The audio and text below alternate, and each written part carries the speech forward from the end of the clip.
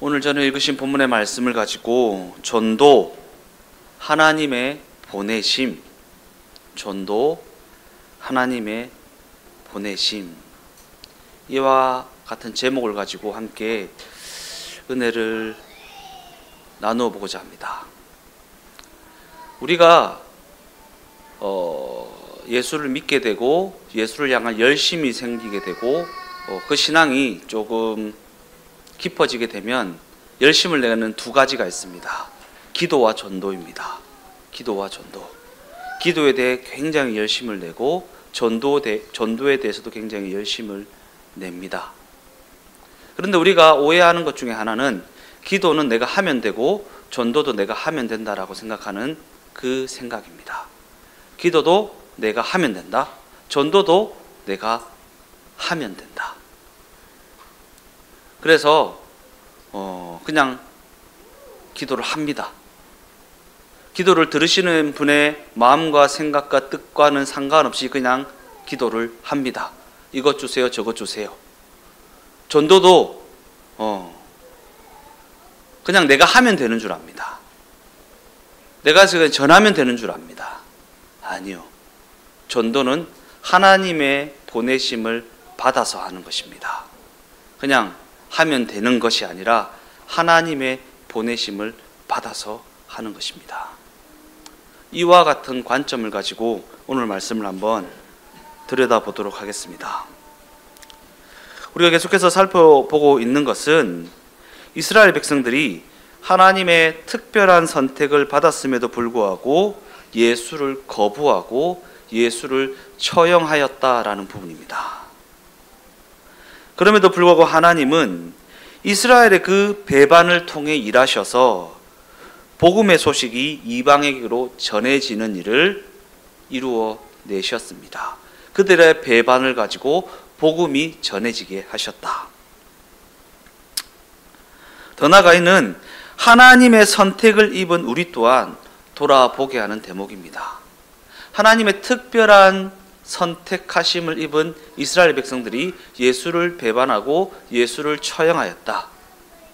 그 대목을 가지고 우리 또한 하나님의 택하심을 입은 우리 또한 돌아보게 하는 대목이라는 것입니다. 과연 하나님은 끝까지 반대하고 끝까지 거부를 하면 당신께서 목적하신 바를 포기하시는 분이신가? 라는 문제와 직결되는 부분입니다.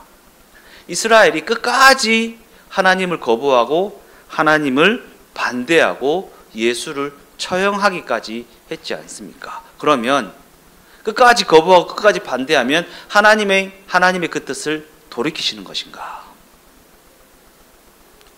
이와 같은 관점에서 우리가 이스라엘의 운명을 바르게 이해하는 것은 복음의 내용과 하나님의 일하심을 이해하는 데 있어서 중요한 열쇠가 된다라는 것입니다.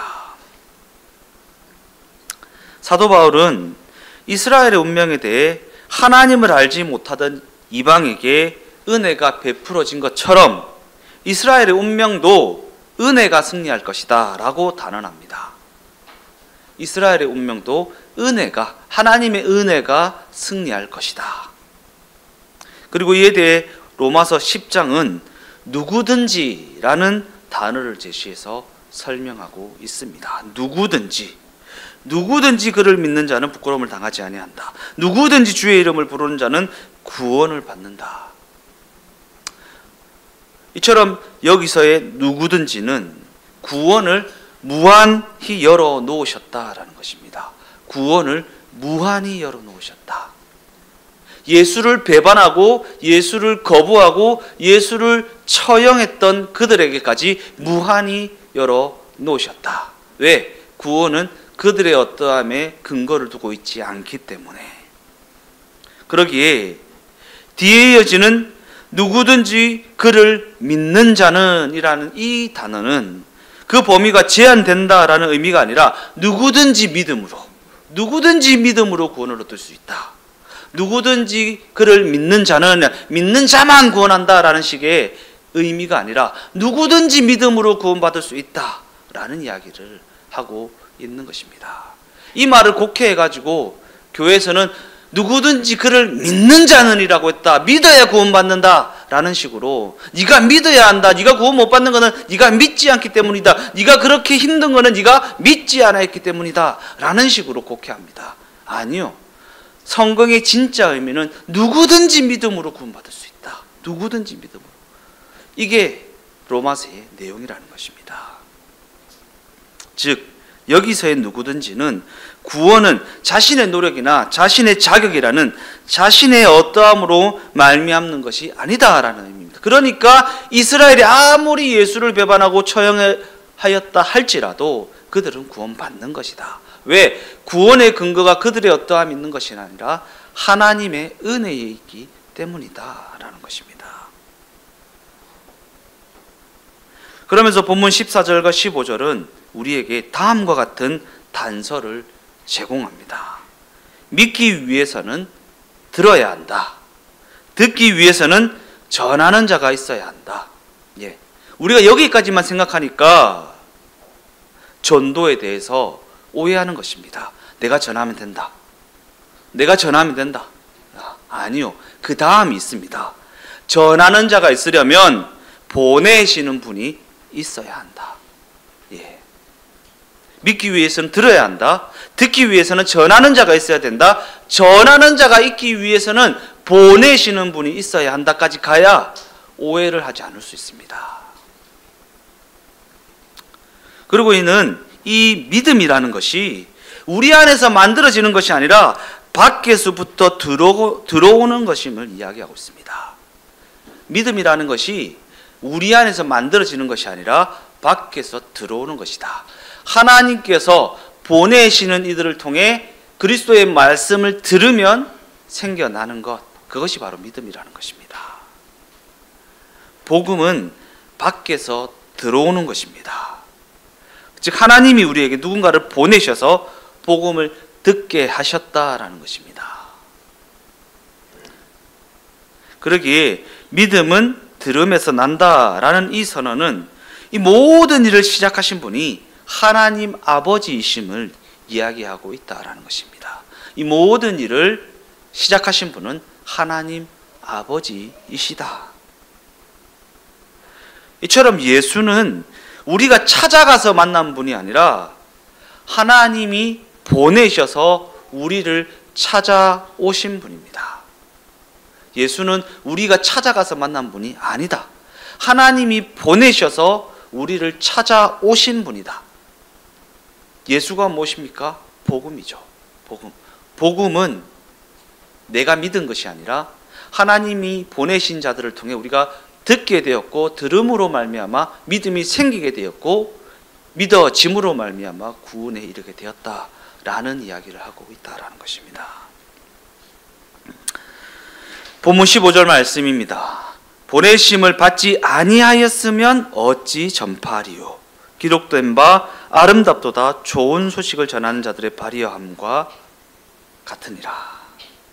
이 말씀은 이사야 52장 말씀을 인용하고 있는 말씀인데, 이는 복음을 전하는 발걸음이 얼마나 소중한가라는 것에 강세를 두고 있는 것이 아니라 그들을 보내신 하나님의 일하심이 얼마나 아름다운가라는 부분에 강조점을 두고 있다라는 것입니다. 우리는 생색내기를 좋아해요. 내가 전도하지 않았으면 네가 어찌 구원받았냐라는 식으로 생색내기를 좋아합니다. 그리고 생색이 안 나는 일은 안 하고 싶어 합니다. 그게 우리 인간의 죄성입니다. 죄성입니다. 그래서 루시퍼가 하나님의 빛을 받아 빛났음에도 불구하고 자신이 빛이라고 하잖아요. 자신이 빛이라고. 하나님이 보내신 것입니다. 하나님이 빛을 비추어 주셨기 때문에 우리가 빛나는 것입니다. 우리는 자체 발광이 되지 않습니다. 보내시는 분이 있다. 보내시는 분이 있다. 본문 16절 말씀입니다. 그러나 그들이 다 복음을 순종하지 아니하였도다. 이사야가 이르되 주여 우리가 전한 것을 누가 믿었나이까 하였으니. 아무도 예수를 알아보지 못하였고 아무도 그에게 순종하지 아니하였습니다. 예수가 우리가 기대하는 신과 너무나도 달라서 그 일하심이 우리의 마음에 들지 않아서 그로 인하여 예수는 우리의 손에 죽임을 당하셔야 했다라는 것입니다. 예수가 우리가 기대하는 신과 달라서 그 일하심이 우리의 마음에 들지 않아서 우리가 예수를 거부하고 그 일하심을 반대하고 그를 처형하였다라는 것입니다. 하나님은 우리가 그럴 줄 아셨음에도 불구하고 예수를 보내십니다. 이는 예수를 보내시고 난 후에 어떻게 하는지 두고 보신 후에 그 행위에 따라 구원을 주시는 것이 아니라 예수를 보내신 후에 믿는지 안 믿는지 한번 두고 보자. 환대하는지 아니하는지 한번 두고 보자. 환대하는 자들은 구원, 거부하는 자들은 지옥, 이렇게 하신 것이 아니라 그럴 줄 아셨음에도 불구하고 보내시는데 그를 처형한 우리를 예수의 죽음으로 감싸 안으셔서 부활로 반전을 이루어내셨다라는 게 복음의 핵심 내용 아니겠습니까? 우리는 그 신이 마음에 들지 않아서 그 신의 일하심이 마음에 들지 않아서 그를 처형하는데 그 처형이라는 예수의 죽음을 가지고 우리를 부활의 생명으로 인도해 주셨다라는 것입니다. 그러기에 복음의 핵심은 회개했기 때문에 구원을 받았다라는 것이 아니라 예수를 죽이고도 구원을 받았다라는 것입니다. 복음의 핵심은요, 내가 회개했기 때문에, 내가 예수를 믿었기 때문에가 아니라 예수를 죽이고도 구원을 받았다. 왜냐하면 성경은 우리가 예수를 거부하고 예수를 죽였음에도 불구하고 하나님이 그 죽음을 통해 우리를 품으셨다는 구원을 전하고 있기 때문입니다. 예수를 죽이고도 구원을 받았다. 그러니까 이스라엘의 운명에 대해서 어떻게 이해하는지가 이만큼 중요하다는 것입니다. 이스라엘이 예수를 거부하고 예수를 처형했음에도 불구하고 구원을 받는다라는 것이 무엇을 의미하는 것인지, 우리가 예수를 거부하고 예수를 죽였음에도 불구하고 하나님이 그 죽음을 통해, 그 십자가 죽음을 통해 우리를 구원하셨다 라는 내용이 복음의 핵심이라는 것입니다. 그러니까 내가 어떻게 해서 구원을 받았다라는 생각은 이제는 아예 지워버리십시오. 지금까지 들어왔던 네가 믿어서 구원받았다, 네가 열심을 내서 복을 받았다 라는 생각은 아예 지워버리십시오. 더 나아가 회개는 하나님의 은혜로 구원을 얻은 후에야 할 수 있는 것입니다. 내가 회개했기 때문에 구원을 받는 것이 아니라 회개는 구원을 받은 후에야 할 수 있는 것이 회개입니다. 즉, 내가 무슨 짓을 했는지, 예수께서 무엇을 이루어 주셨는지 깨닫게 되어 그 앞에서 통곡을 하는 것이 회개입니다. 내가 구원받기 위해서 회개를 하는 것이 아닙니다. 회개는 내가 한 짓이 무엇이며 그 짓을 가지고 하나님이 무엇을 이루어 내셨는지를 깨닫게 되어 하나님 앞에서 통곡을 하는 것이 회개입니다. 믿어진 후에 할 수 있는 것이 회개입니다. 믿어진 후에 할 수 있는 것이 회개이다. 구원받기 위해 회개하는 것이 아닙니다. 마태복음 13장 10절에서 17절까지의 말씀을 한번 읽어보겠습니다. 제자들이 예수께 나와 이르되 어찌하여 그들에게 비유로 말씀하시나이까? 대답하여 이르시되 천국의 비밀을 아는 것이 너희에게는 허락되었으나 그들에게는 아니 되었나니 물이 있는 자는 받아 넉넉하게 되되 없는 자는 그 있는 것도 빼앗기리라. 그러므로 내가 그들에게 비유로 말하는 것은 그들이 보아도 보지 못하며 들어도 듣지 못하며 깨닫지 못함이니라. 이사야의 예언이 그들에게 이루어졌으니 일렀으되 너희가 듣기는 들어도 깨닫지 못할 것이요 보기는 보아도 알지 못하리라. 이 백성의 마음이 완악하여져서 그 귀는 듣기에 둔하고 눈은 감았으니 이는 눈으로 보고 귀로 듣고 마음으로 깨달아 돌이켜 내게 고침을 받을까 두려워함이라 하였느니라. 그러나 너희 눈은 봄으로 너희 귀는 들음으로 복이 있도다. 내가 진실로 너희에게 이르노니 많은 선지자와 의인이 너희가 보는 것을 보고자 하여도 보지 못하였고 너희가 듣는 것을 듣고자 하여도 듣지 못하였느니라.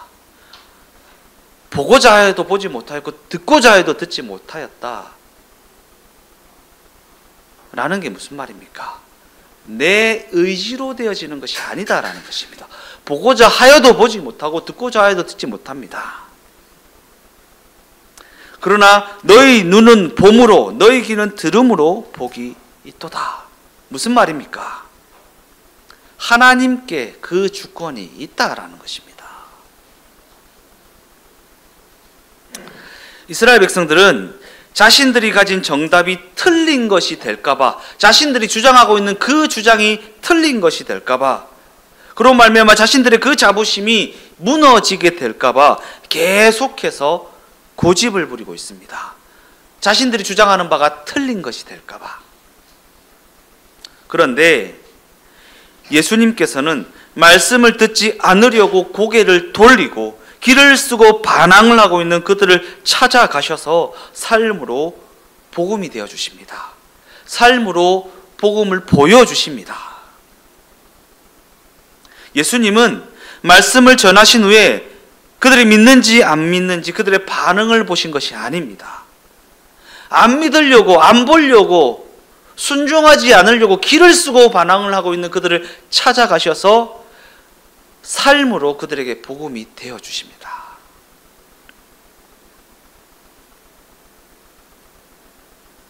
성경은 예수를 거부하는 백성들, 그 말씀을 듣지 않으려고 귀를 쓰고 있는 백성들, 그들을 끝까지 포기하지 않으시는 예수님의 찾아가심을 증언하고 있다라는 것입니다. 끝까지 자기 고집을 세우고 있는 백성들을 찾아가셔서 복음을 전하시는, 복음이 되어주시는 예수님을 가르치고 있다라는 것입니다. 이것이 복음의 내용이고 이것이 믿음이라는 말에 담겨져 있는 내용입니다. 우리가 믿은 것이 아니라 예수가 믿어지게 하셨다라는 것은 보다, 지난주에 보다 찾아오셔서 보여지셨다라는 거예요. 우리를 찾아오셔서 보여지셨다. 내가 믿은 게 아니라 찾아오셔서 보여짐으로 말미암아 믿어지게 하셨다. 예, 스피커 얘기했잖아요. 보여졌잖아요. 여기 있다라는 거 확실히 믿잖아요. 예, 내가 없는 것을 있는 것으로 믿은 것이 아니라 보여지셨다.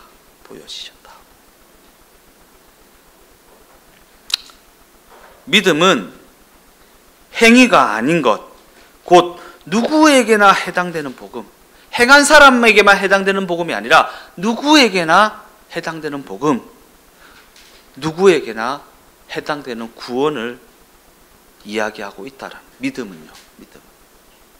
누구에게나 해당되는 복음. 그리고 이것이 바로 우리의 반항과 거부와 처형이라는 반응을 뚫고 들어오신 하나님의 일하심입니다. 우리의 반항, 우리의 거부, 우리의 마음에 들지 않아서 처형해버린 우리의 그 반응을 뚫고 들어오신 하나님의 일하심이다. 즉 하나님이 아무것도 아닌 우리를 찾아오셔서 우리의 반응과 우리의 결단이 있기도 전에 구원을 베풀어 주셨다. 우리의 믿음이라는 반응이 있기도 전에, 우리의 믿음이라는 결단이 있기도 전에 구원을 이루어 놓으셨다라는 것입니다. 그와 같은 관점에서 성경은 하나님이 누구든지 구원하시기 위하여 누구든지를 보내신다라고 말합니다.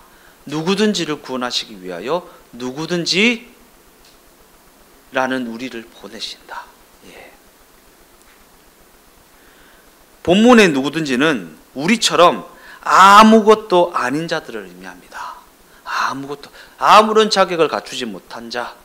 예. 우리의 자격으로 말미암아 구원받은 인생이 아닌 자들을 보내신다. 그래서 아무것도 아닌 우리를 통해서 누구든지를 구원하신다.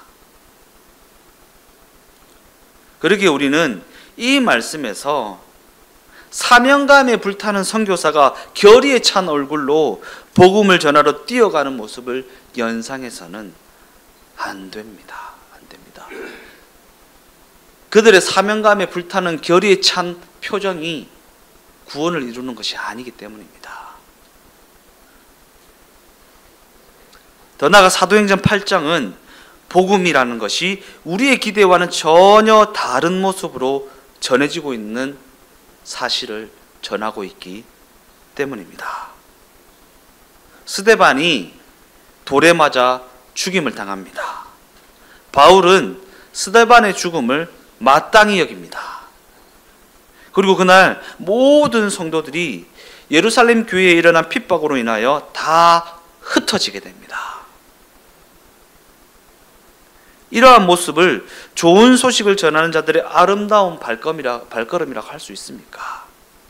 스데반이 돌에 맞아 죽고 그 죽어가는 것을 보고 마땅히 여기고 그로 인하여 일어난 핍박으로 말미암아 성도들이 다 흩어지고 이 모습이 어떻게 좋은 소식을 전하는 자들의 아름다운 발걸음이라고 할 수 있겠습니까?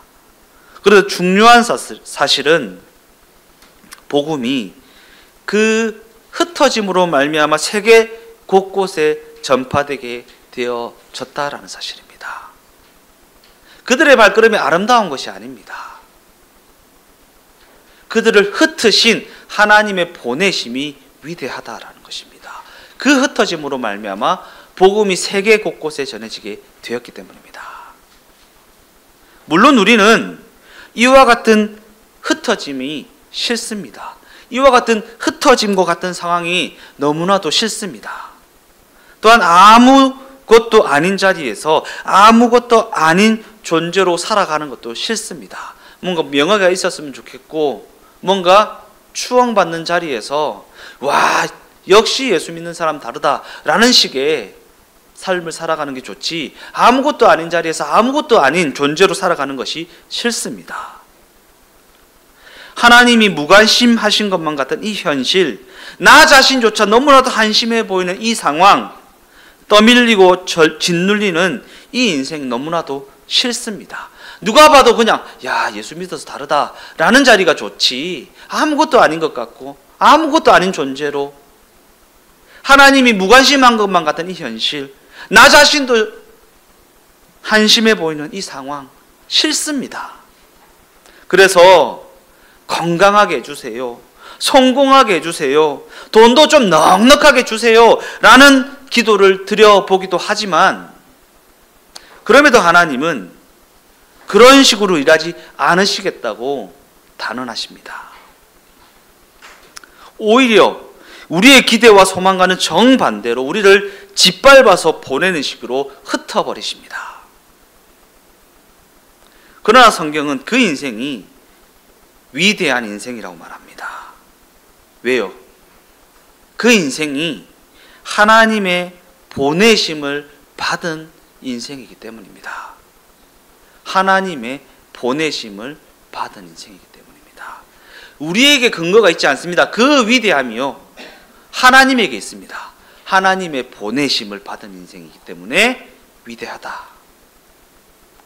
하나님은 아무것도 아닌 우리를 보내시어서 누구에게나 찾아가게 하십니다. 아무것도 아닌 자들 누구에게나. 우리가 이를 깨닫지 못하면 세상에 대하여 밤낮 두려워 떠는 것밖에는 할 것이 없습니다.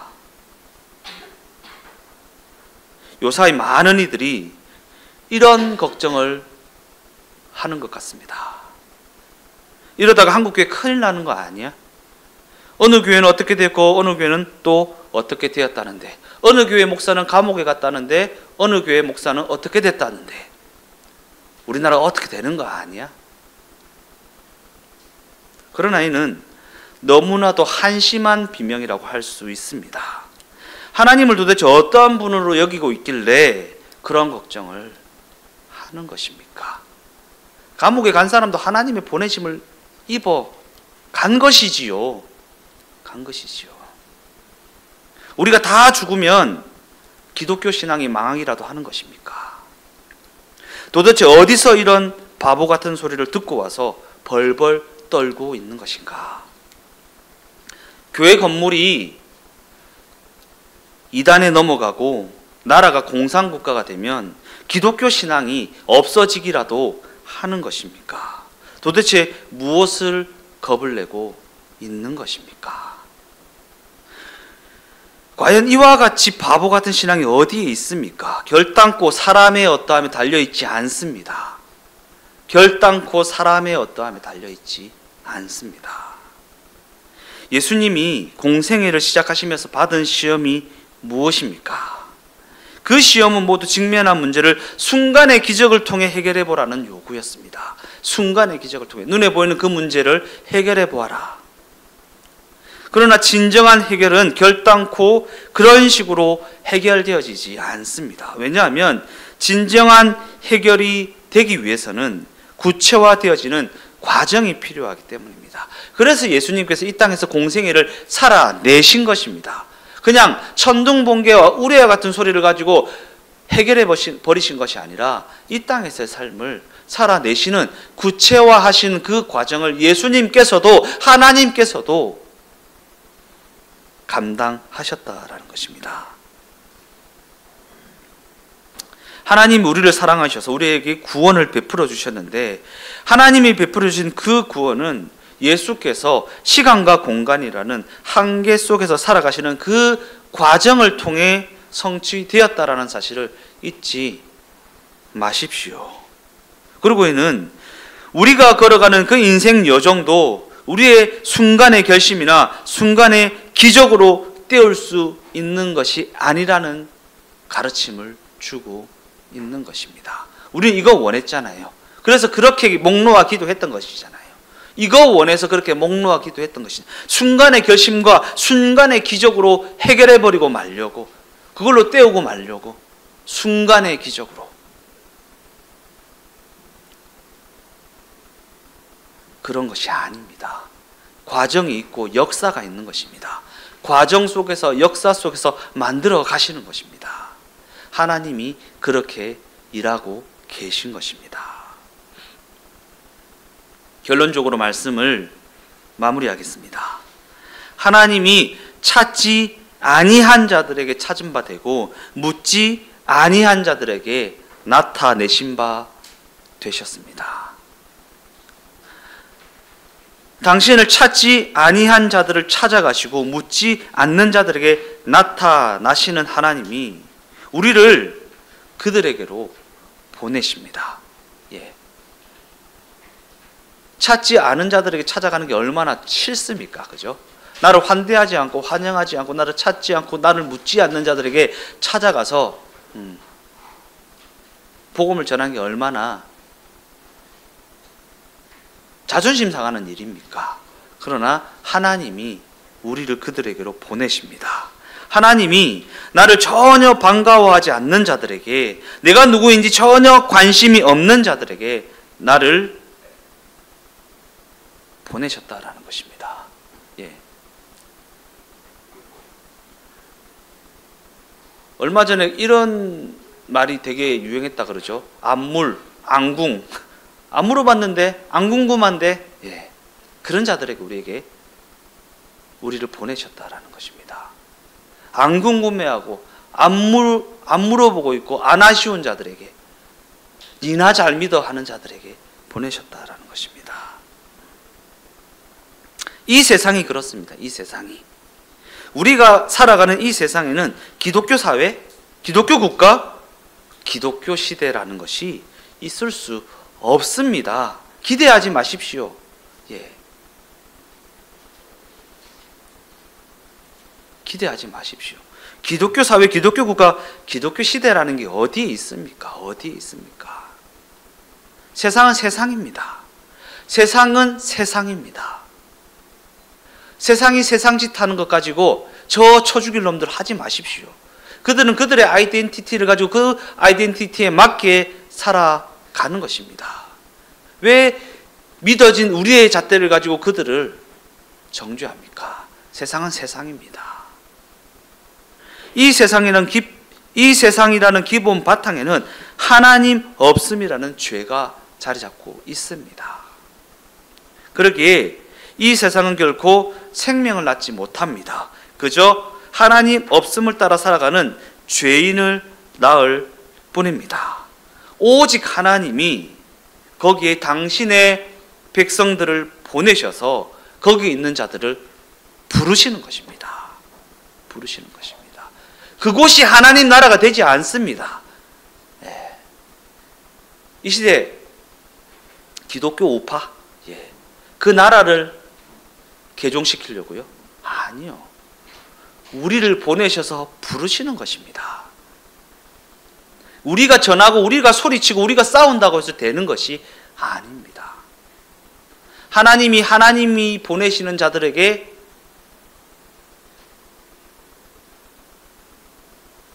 일하시는 것입니다.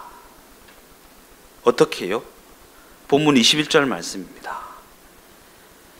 이스라엘에 대하여 이르되 순종하지 아니하고 거슬러 말하는 백성에게 내가 종일 내 손을 벌렸노라 하였느니라.